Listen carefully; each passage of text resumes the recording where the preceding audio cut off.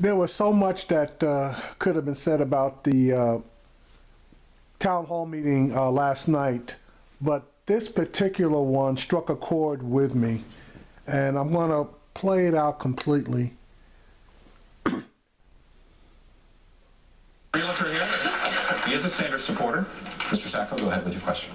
Secretary Clinton, as a realtor here in Nevada, I know personally how important the economy and the housing market is to the stability of our great nation.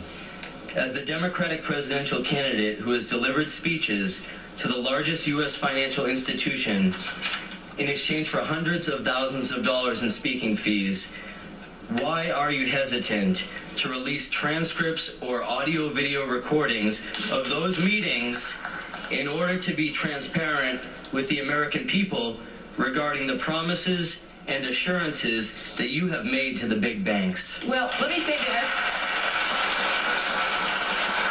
I am happy to release anything I have when everybody else does the same, because every other candidate in this race has given speeches to private groups, including Senator Sanders. But let me get to the heart of your question.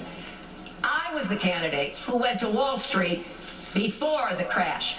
I was the candidate who went to them and said, you are wrecking our economy. What you are doing with mortgages is going to bring us down. I called to end the carried interest loophole for hedge fund managers. I called to rein in CEO pay. I now have the most effective and comprehensive plan to deal with the threats that Wall Street poses. And I go further than Senator Sanders does, because I want to go after all the other bad actors. The bad actors like hedge funds, the bad actors like AIG, the insurance company, like Countrywide Mortgage.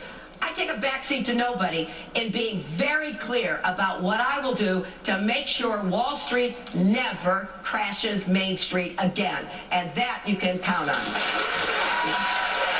Secretary Clinton, I do respect you very much. In fact, only a decade ago, I was a very, very big supporter of yourself and your husband.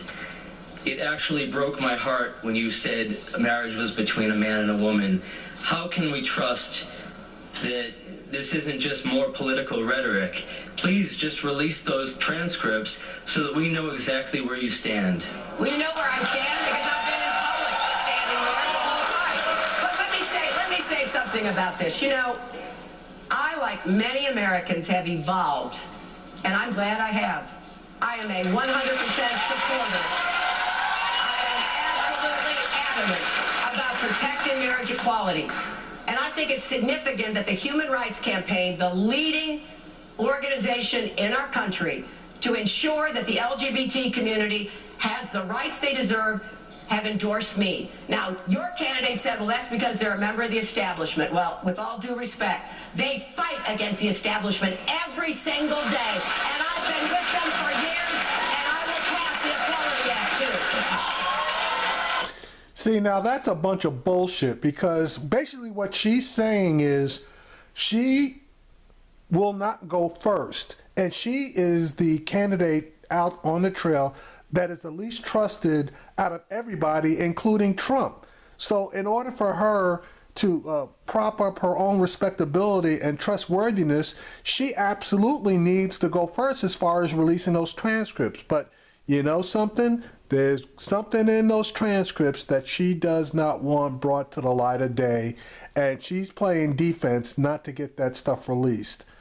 And I'm willing to bet you that whoever she runs against is going to challenge her to release those transcripts, and then she's going to turn around and challenge them, and then they're going to pull out theirs, and she's not going to be willing to pull out hers. So just another Hillary Clinton bait and switch routine.